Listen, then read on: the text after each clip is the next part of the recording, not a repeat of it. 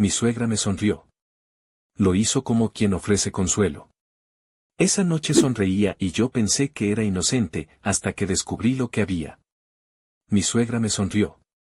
Lo hizo como quien ofrece consuelo. Esa noche sonreía y yo pensé que era inocente, hasta que descubrí lo que había escondido detrás de esa sonrisa. Yo, Laura, de 32 años, no concebí que una sola sonrisa pudiera llevar tanta intención hasta que todo se vino abajo. Me casé con Pedro después de años de noviazgo, lo conocí en la facultad, compartimos libros, mochilas y sueños que parecían sencillos. Pensé que los problemas vendrían de fuera, del trabajo, de la rutina. Nunca imaginé que la batalla sería con la madre del hombre que elegí para mi vida. Al principio Sonia fue una suegra como en las películas de tono gris, mandaba flores en cumpleaños, llamaba por obligación y sonreía con los ojos cuando nos veía pelear por tonterías. Yo solo quiero lo mejor para mi hijo, decía, con esa voz que acaricia y apuñala al mismo tiempo. Su casa siempre olía a café viejo y a una suavidad calculada, cojines recién planchados, cuadros con marcos que siempre parecían decir aquello es lo correcto. La primera vela que encendió en nuestras discusiones fue discreta. Te lo digo por tu bien, murmuró un día, con la mirada fija en mí. A Pedro le preocupa que estés demasiado ocupada con tu trabajo. Yo me encogí, confundida. Pedro y yo éramos transparentes, trabajábamos, discutíamos, arreglábamos cuentas. Pero aquella frase, lanzada así, sembró una duda. Pedro lo repitió una semana después con la misma gravedad que le daba su madre. Ella dice que tal vez no quieres tener hijos. Yo no quiero presionarte, pero, y su voz se apagó como si alguien la hubiera cortado por la mitad. No fue solo manipulación sutil. A partir de ahí las cosas se empezaron a resquebrajar con piezas que nunca encajaron. Empezaron a aparecer pruebas. Un mensaje de texto entre Pedro y una amiga de la universidad que mostraba un fragmento comprometedor, una foto recortada donde parecía que yo había enviado algo que nunca envié, una nota que el banco supuestamente me había mandado por aclarar un cargo por una cena que Pedro vio en mi tarjeta y que yo no había pagado. Cada prueba tenía el sello de la verosimilitud, fuentes conocidas, formatos creíbles, palabras exactas para herir. Y detrás de cada una, Sonia siempre terminaba preocupada, ofreciéndole a Pedro la seguridad de que todo podía comprobarse. Cuando intenté hablar con Pedro, la conversación fue una sucesión de pequeños empujones. ¿Por qué no me dijiste esto? ¿Por qué me enteré así? Lo siento, pero necesito tiempo para asimilarlo. Era como si todo aquello estuviera diseñado para que yo quedara al margen, para que fuera yo la que se explicara, justificara, pidiera perdón por algo que no había hecho. Pedro, confundido, empezó a cerrarse. Yo me sentía sola, y peor, sentía que me estaban volviendo loca. Renata fue el primer aliado visible. No te creo capaz de algo así, me dijo al verme destrozada. Renata y yo nos conocíamos desde la secundaria, ella era la clase de amiga que venía con linterna cuando todo se apagaba. Voy a ayudarte, prometió, sin evasivas. Con su ayuda revisé mis mensajes, mis redes, mis correos. Lo obvio saltó a la vista, pruebas, tenían imperfecciones. Un fotomontaje torpe, un correo que venía de una cuenta con errores ortográficos, un PDF recortado. Eran convincentes para quien no supiera mirar, pero se deshacían con paciencia y un poco de tiempo. Con paciencia desenterramos más, un recibo de un pago a un número que no reconocíamos, un mensaje de WhatsApp enviado desde un teléfono que al final pertenecía a un contacto de la cuñada de Sonia. Todo conducía a la misma persona, alguien que actuaba para sembrar dudas. Sonia no puede estar detrás de todo esto, dije en un momento, porque ni aun con evidencias quería pensar a la madre de mi marido como la arquitecta de mi destrucción. La verdad tendió a no gustarme, pero la evidencia era una rueda que no se detenía. La confrontación llegó en un cumpleaños familiar. No por casualidad, fue Sonia quien insistió en celebrarlo en su casa como en los viejos tiempos. Yo fui porque no quería renunciar a las pocas tradiciones que nos quedaban. Pedro estuvo distante todo el día y la atmósfera era un estanque lleno de peces que no dejan ver el fondo. Entre los invitados estaban Óscar, su hermano, y la tía Lola, que siempre comentaba con ese cinismo de quien no se compromete. Sonia me miró muchas veces con esa sonrisa, no era la sonrisa de los buenos modales, era la sonrisa de la que está midiendo el poder. A mitad de la cena, bajo las luces falsas del comedor, Sonia se levantó con un sobre en la mano. Chicos, creo que merecen algo de claridad, dijo. Había dossiers, fotocopias, y una carpeta con nombres de sitios donde supuestamente había contactado a hombres. Pedro la miró como si aquello fuera el final. Laura, dijo, con esa voz que se quiebra y acusa a la vez. ¿Qué es esto? Intenté explicarlo, que era un montaje, que no conocía los nombres, que no había vivido esas cosas. Pero era en vano. Las piezas estaban ahí, como un rompecabezas armado por manos expertas. Lo que siguió fue una presión externa que me asfixió. Los mensajes en redes sociales aumentaron, con fotos recortadas que alguien compartía con pequeños comentarios ácidos. Un compañero del trabajo preguntó en voz alta en la oficina si era verdad que yo andaba con gente y cuando negué, se encogió de hombros, no lo sé, pero el rumor es fuerte. La familia de Pedro comenzó a mirar con frialdad, y algunos amigos empezaron a distanciarse, porque es más fácil creer a la familiar que te ofrece pruebas que investigar por ti mismo. Oscar, que hasta entonces parecía neutral, no defendió mi versión. Hay cosas raras, Laura, me dijo a solas, con la voz de quien no quiere enemistarse con su madre. No estoy seguro de qué creer. Yo había pasado de ser esposa a sospechosa en cuestión de semanas. Empecé a cuestionarme, ¿había algo que no recordaba? ¿Había sido negligente? ¿Había fallado en algo fundamental? Es increíble lo rápido que la mente busca culpas propias para no enfrentar la rabia externa. Es una técnica antigua que usamos para sobrevivir a los golpes. Si yo me culpo, el mundo no me obliga a enfrentar a los demás. Fue Renata de nuevo quien me devolvió la cabeza. No te culpes por lo que otros forjan contra ti, dijo con dureza, vamos a probar que esto es una operación. Nuestro trabajo fue minucioso, revisamos metadatos, pedimos a una amiga experta en informática que analizara las imágenes y los correos. No éramos policías, pero éramos persistentes. Encontramos firmas digitales, direcciones IP que nos llevaron a un servicio que solo alquilaba cuentas para operaciones puntuales. El nombre del proveedor era una maraña, detrás de eso, finalmente, vimos algo que nos señaló con claridad. Transferencias que salían de la tarjeta de crédito de Sonia hacia cuentas de personas que habían participado en los montajes. Recibos digitales, pagos con conceptos vagos. No había aún una confesión, pero la evidencia financiera tenía una frialdad que no admite interpretaciones, había dinero moviéndose para fabricar una narrativa. Presenté aquella evidencia a Pedro. Fue una escena entre dos tempestades. Él me miraba con la mezcla de incredulidad y culpa propia que había desarrollado. Estos son pruebas, Pedro, le dije, sosteniendo las hojas que Renata había impreso. Mira las transferencias. Mira los números. Él las revisó como si le doliera leer, y por un instante pensé que iba a caer. En vez de eso, la primera frase que dijo fue que necesitaba tiempo. Si esto es cierto, necesitamos confirmarlo. No puedo creerlo sin más, dijo, y se fue a hablar con su madre. No supimos si la confrontación con Sonia fue calmada o cruel. Pedro salió del cuarto con los ojos enrojecidos, me pidió que nos diéramos un tiempo. No es que te crea culpable, dijo entre sollozos, es que necesito ordenar mi cabeza. Esa frase fue una sentencia. Pasé noches mirando la pared, preguntándome cómo reconstruir algo que parecía pulverizarse con cada pequeño gesto.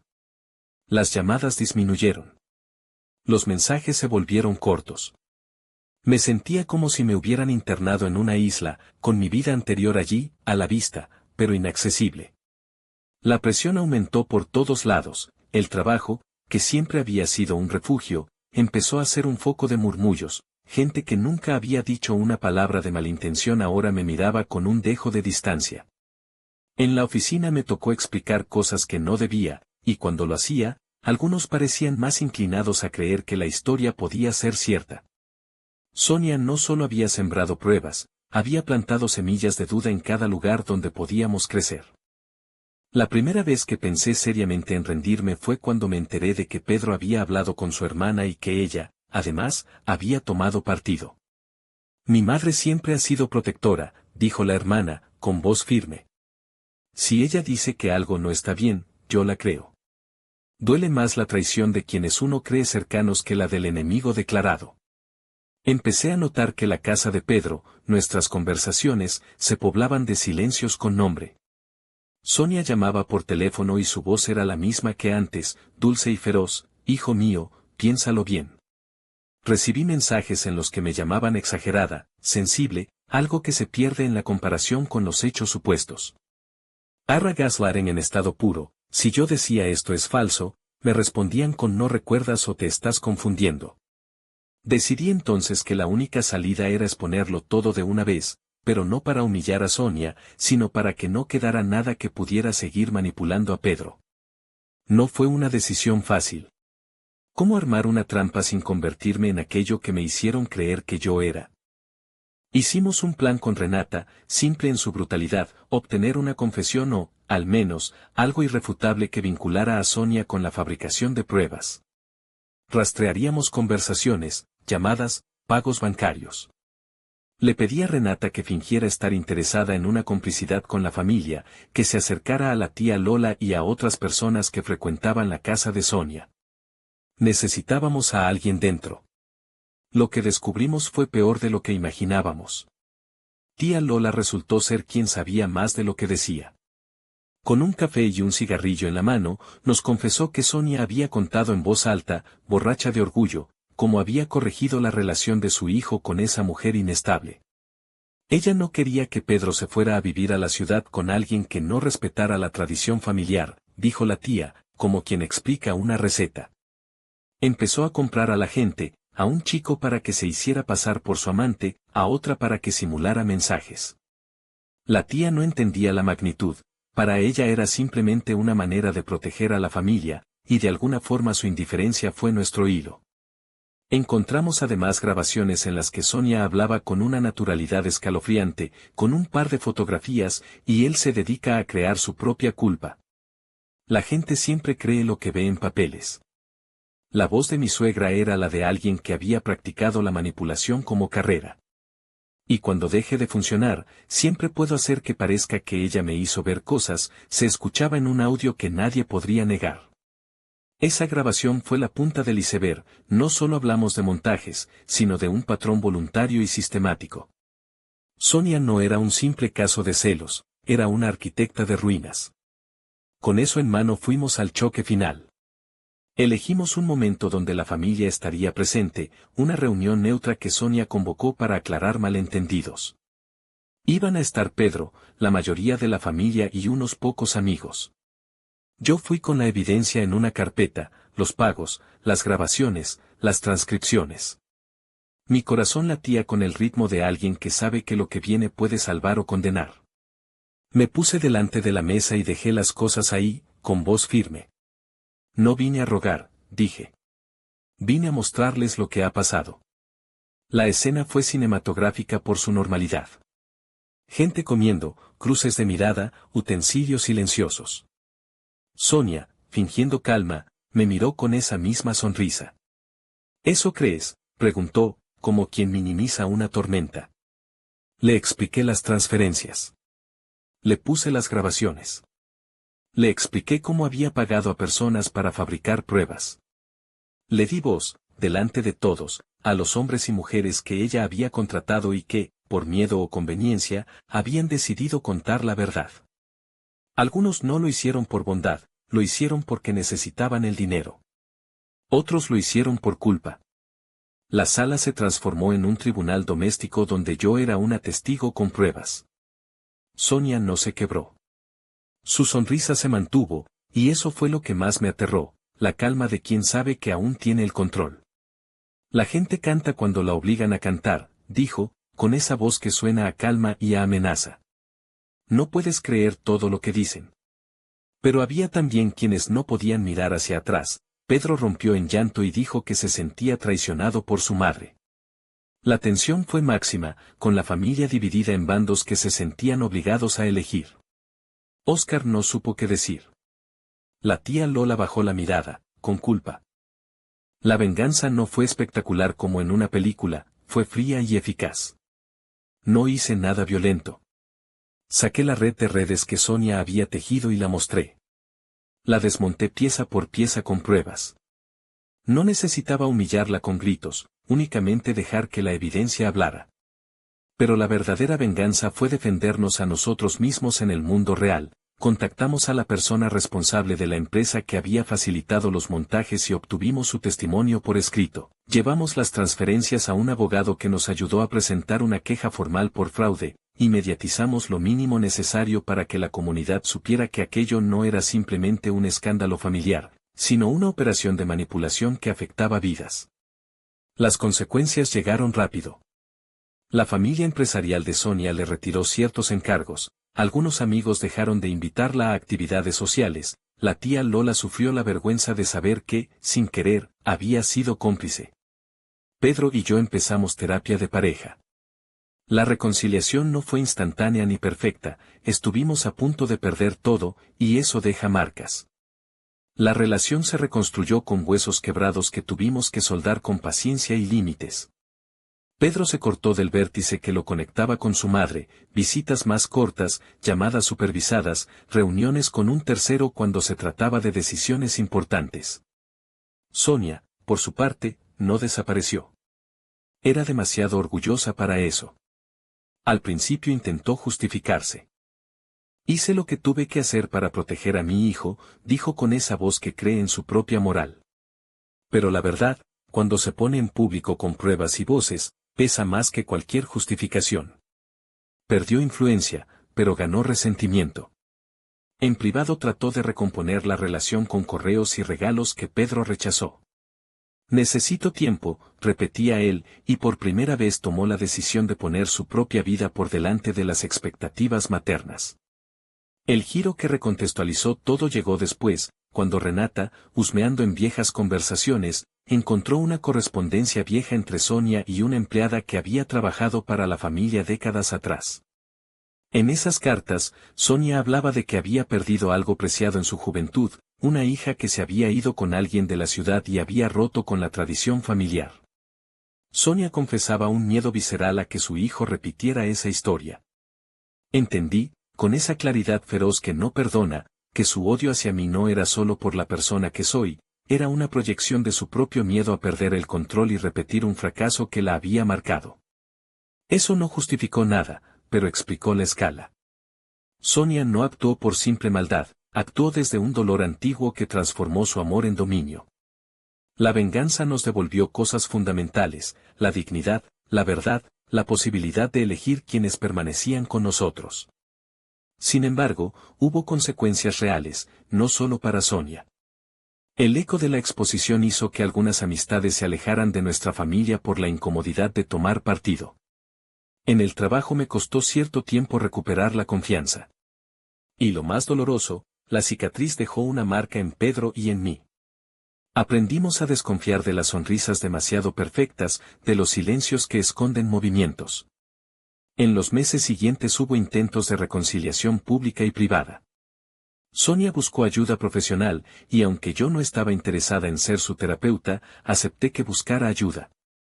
Pedro, por otro lado, tomó decisiones que nunca hubiera pensado, pidió que las decisiones familiares que antes le competían solo a su madre se discutieran en conjunto. Fue doloroso, pero fue también necesario.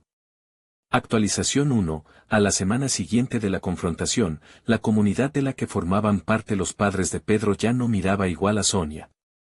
Algunos la evitaban, otros la llamaban con más cuidado. En la oficina, poco a poco, los colegas volvieron a ser amables cuando vieron que no había base real para los rumores. Pedro y yo empezamos terapia individual y de pareja. Acordamos límites claros, no habría intromisión de la familia sin nuestro permiso, y las conversaciones serían siempre con respeto. No fue un milagro, fue disciplina. Actualización 2. 2 meses después, la investigación legal que iniciamos por fraude llegó a manos de un fiscal que quiso indagar más. No todos los caminos legales prosperaron, había gente que se retractó, y otras pruebas no eran tan sólidas para un proceso penal. Pero a nivel civil, la presión fue suficiente para que Sonia tuviera que responder por algunos pagos sospechosos.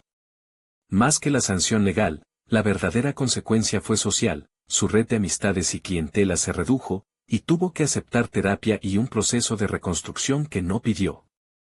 La venganza que ejecuté no fue un acto de crueldad, fue un acto de defensa. Exponer a alguien que manipula para destruir la vida de otros es necesario, pero no lo hice pensando en el placer del castigo. Lo hice porque la verdad nos devolvía el derecho a decidir, a confiar en nuestros afectos y a construir una vida lejos de las sombras que otra persona trazó para nosotros. No creo que la justicia sea siempre un relámpago perfecto, muchas veces es lenta y confusa. Pero sí creo en la necesidad de poner límites cuando alguien intenta controlar a través del miedo. Hoy, cuando pienso en la sonrisa de Sonia, siento menos miedo y algo de pena. No porque haya sido víctima de sus actos, sino porque al final descubrí que no había detrás solo maldad gratuita, sino una red de miedos viejos que ella convirtió en armas. Pedro y yo seguimos reconstruyendo. Aprendimos a confiar con cautela, a verificar, a no creernos la primera narrativa que nos presenten. Y aunque la herida sigue ahí, se ha vuelto una advertencia: amor sin límites puede ser tóxico, y la protección mal entendida puede convertirse en prisión. No terminé todo con triunfalismos. Lo que gané es la posibilidad de respirar sin sentir que algo, en casa, puede venir a consumirme. No hay vindicta que llene los huecos que nos hicieron sufrir, pero la exposición y las decisiones que tomamos ahora aseguran que si alguien intenta repetir esa jugada, tendrá menos espacio. Más que ganarle a Sonia, nos ganamos a nosotros mismos. Y sin embargo, cada vez que veo una sonrisa demasiado paciente me pregunto qué esconde. Porque hay gente que sonríe y se queda en la superficie, y hay gente que sonríe mientras mueve piezas para destruir. Aprendí a mirar detrás de las sonrisas y a no aceptar excusas preparadas. Algunas veces la palabra madre cubre errores gigantes, y no siempre estamos obligados a perdonarlos sin consecuencias. Hace poco, Pedro me dijo: si volviera atrás, quizá me comportaría distinto con más rapidez. Le dije que ninguno entiende todo mientras está dentro del laberinto, pero que lo importante era que ahora estábamos fuera y con las manos limpias. Él tomó mi mano y no soltó la suya. Y aquella noche, cuando por fin lo miré a los ojos y vi una ternura clara que no estaba mediada por otras voces, entendí que sobrevivir a la traición de una madre, cuando esa traición casi destruye un amor, no es solo soportar, sino aprender a reconstruir con límites y verdad. No puedo asegurar que todo esté bien para siempre. El daño no se borra. Hay cicatrices que nos recuerdan lo que pasó y nos protegen de recaer. Pero lo que hice, en ese salón lleno de familia y miradas, fue decir no más a quien decide por nosotros. Lo hice con pruebas y con nombre propio, porque la manipulación con sonrisa merece respuesta. Y si alguien cree que la sonrisa puede seguir enmascarando una estrategia, que lo piense dos veces, porque la próxima vez llevaré pruebas que no puedan ignorar.